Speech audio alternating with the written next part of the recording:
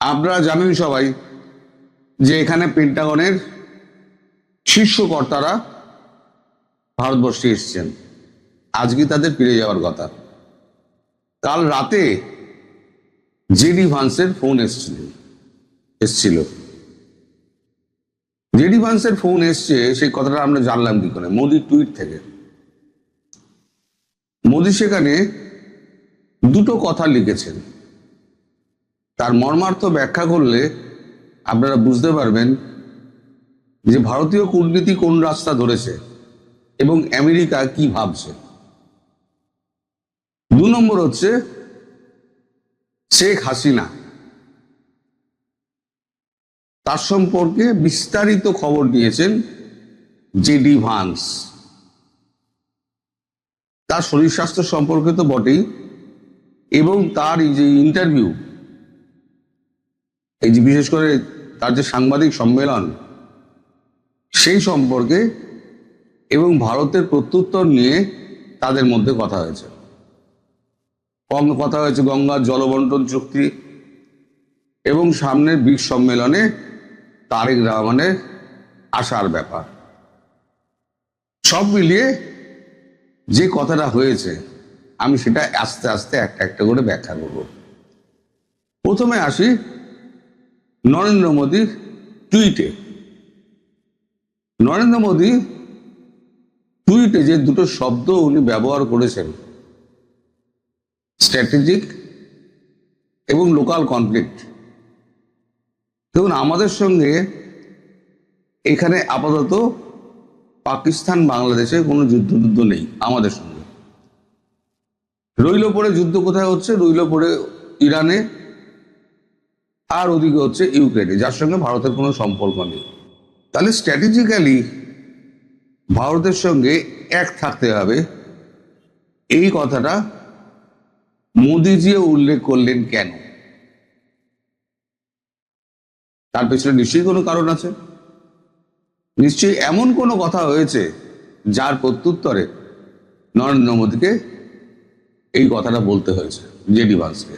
তিনি টুইট করে বলেছেন, এবং তার তৃতীয় সন্তান জন্মানোর জন্য, জেডি ভান্সের তৃতীয় সন্তান জন্মানোর জন্য সেকেন্ড লেডিকে তিনি অভিনন্দন জানিয়েছেন এবং বাচ্চাদের সুস্বাস্থ্য এবং তাদের পরিবারের দীর্ঘ জীবন কামনা করেছেন, যেটা স্বাভাবিকভাবে হয়। শেখ হাসিনা প্রসঙ্গে তিনি খুঁটিয়ে খুঁটিয়ে জিজ্ঞেস করেন শেখ হাসিনা কি ভাবছেন।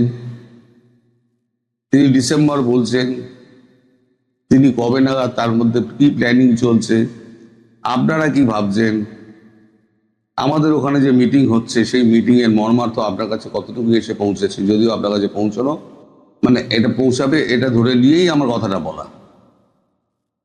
এ সম্পর্কে আপনার মতামত, এই সমস্ত ব্যাপার ট্যাপার নিয়ে কথা হয়েছে। বিশেষ করে শেখ হাসিনার ব্যাপারে তিনি অত্যন্ত খুঁটিয়ে খুঁটিয়ে জিজ্ঞেস করেন যে তার মতামতটা কি। তিনি দেশে ফিরে নির্বাচনে অংশগ্রহণ করবেন, নাকি সরাসরি প্রধানমন্ত্রী হিসেবেই তাকে নিয়োগ করা হবে? কারণ তিনি এখনো পর্যন্ত প্রধানমন্ত্রী। তিনি যদি চান তাহলে তার প্রধানমন্ত্রী হিসেবেই ফের অভিষিক্ত করা হতে পারে। এখন নরেন্দ্র মোদী হয়তো বলেছেন এটা তার উপরেই ছেড়ে দিন, তিনি কি করবেন না করবেন এটা তার ইচ্ছা, তার দেশ, তার ইচ্ছা, তার উপরেই ছেড়ে দিন। আমাদের যতটুকু করার আমরা ততটুকু করব। আমি আবার বলছি যে ভারত সম্পূর্ণ একা করবে। যদি আপনাদের মনে হয় আপনারা আমাদের সাহায্য করবেন, বারবার বলছেন, তাহলে পরে আমাদের আপত্তি নেই। জেডি ভান্সকে মুখের ওপর একবার বলে দিয়েছেন নরেন্দ্র মোদী। সুতরাং নরেন্দ্র মোদী নিজের জায়গা থেকে সম্পূর্ণ পরিষ্কার, যাকে বলে ক্লিয়ার। এদিকে থার্ড হচ্ছে জলবন্টন, গঙ্গা জলবন্টন চুক্তি নিয়ে যে জল ঘোলা হচ্ছে, সেখানে ভারত কি চাইছে। নরেন্দ্র মোদীর সঙ্গে কথাবার্তায় এই প্রসঙ্গ উঠে আসে। নরেন্দ্র মোদী বলেছেন যে এইটা নিয়ে কথা বলতে গেলে দেশের প্রধানমন্ত্রীকে তো আমাদের দেশে আসতে হবে। বিমস্টেকের সভাপতি হিসেবে তাকে ডাকা হয়েছিল আমাদের এতে। যত সব অর্গানাইজেশন আছে তাদের সভাপতিদের ডাকা হয়েছে, বিমস্টেকের সভাপতিকেও ডাকা হয়েছে। বাংলাদেশকে তিনি যেমন রিপ্রেজেন্ট করছেন, তা ব্রিক্সে ডাকা হয়েছে। এখনো পর্যন্ত বাংলাদেশের পক্ষ থেকে জানানো হয়নি যে তিনি আসবেন কি আসবেন না।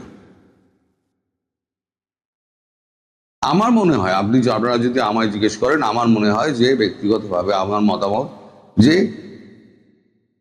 তিনি এলে ভালো, না এলে আরো ভালো। এলে ভালো এই প্রসঙ্গে যে এলে অন্তত তারেক রহমানের সঙ্গে প্রধানমন্ত্রীর সাক্ষাৎ হতে পারত, সেটা বাংলাদেশের কূটনীতির পক্ষে ভালো ছিল।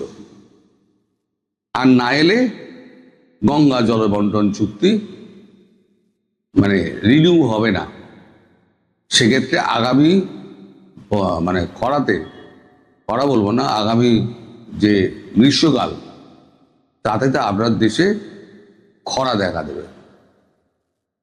তাই আমি মাঝে মাঝেই বলি, দুর্ভিক্ষের পদধ্বনি শোনা যাচ্ছে। এখনই যা আপনার চাল ডাল তেল নুনের যা অবস্থা, তারপর কিছুটা হাসি ঠাট্টা মস্করা হয় যে একদিকে আপনাদের গালাগাল করছে, আবার একদিকে আপনাদের থেকে তেল নুন চাল চাইছে। তা আপনাদের কূটনীতি এমন, আপনারা চাবুকও মারবেন আবার খেতেও দেবেন।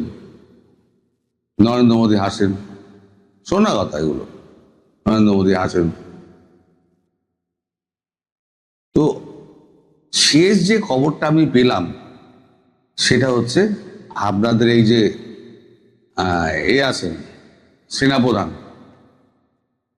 তিনি নাকি এয়ার অ্যাম্বুলেন্সে সিঙ্গাপুর গিয়েছিলেন। এয়ার অ্যাম্বুলেন্সে সিঙ্গাপুরে তিনি কেন গেলেন? তার নাকি মামা না কার অসুস্থতা, তাকে নিয়ে গেছিলেন।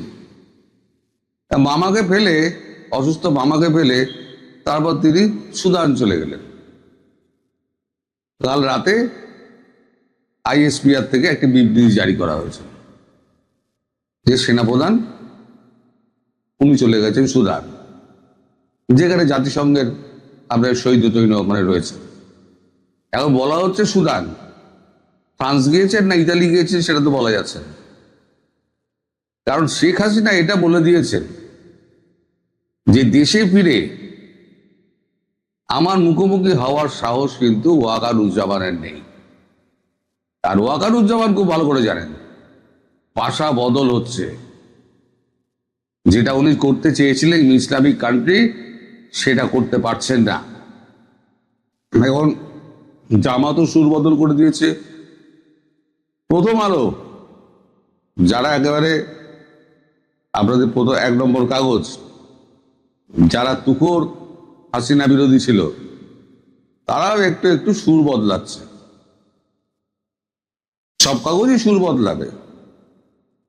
এখন তারেক রহমান এবং তার পারিষদ বর্গ কবে চীনের কোল থেকে নেমে ভারতের কোলে ঢুকবে আর ভারতের কোলে বসবে, সেই অপেক্ষায়।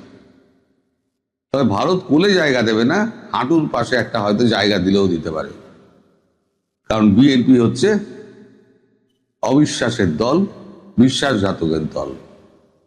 তাদেরকে ভারত বিশ্বাস করে না। একবার দুর্ঘটনা ঘটেছিল 2004 সালে, তারপর আবার একটুখানি চেষ্টা করেছিল ভারত। জয়শঙ্কর গেছিলেন নিজে, রাষ্ট্রদূতকে পাঠাননি। তখন বিনয় বার্মা ছিলেন আমাদের রাষ্ট্রদূত, তাকে পাঠাননি। নিজে গিয়ে তার উপস্থিত হয়ে তার সমবেদনা জানান, মোদিজি চিঠি পিঠি দেন। তার উপযুক্ত জবাব তারেক রহমান দিয়েছেন। ভারত সফর না করে তিনি সোজা চলে গেছেন বেজিংয়ে। এদিকে আমেরিকার তারা খেয়ে বেজিংকে তো সব ঠান্ডা বাক্সে পাঠিয়ে দিয়েছেন। বেজিং এত চালাক, বেজিং তাতে বিন্দুমাত্র কিন্তু নিরুৎসাহ হয়নি। তারা উল্টে বলছে, আমরা বাংলাদেশের সঙ্গে আমরা সুসম্পর্ক রেখে চলতে চাই এবং আগামী দিনে আমরা কার্যক্ষেত্রে আরো কাছাকাছি আসবো। বেজিংও ছাড়তে চাইছে না, আমেরিকাও ছাড়তে চাইছে না। দুপক্ষে ওখানে মারামারি হচ্ছে। তারেক রহমানের দুই ঠ্যাং ধরে দুইজনে টানছে। এক আমেরিকা টানছে,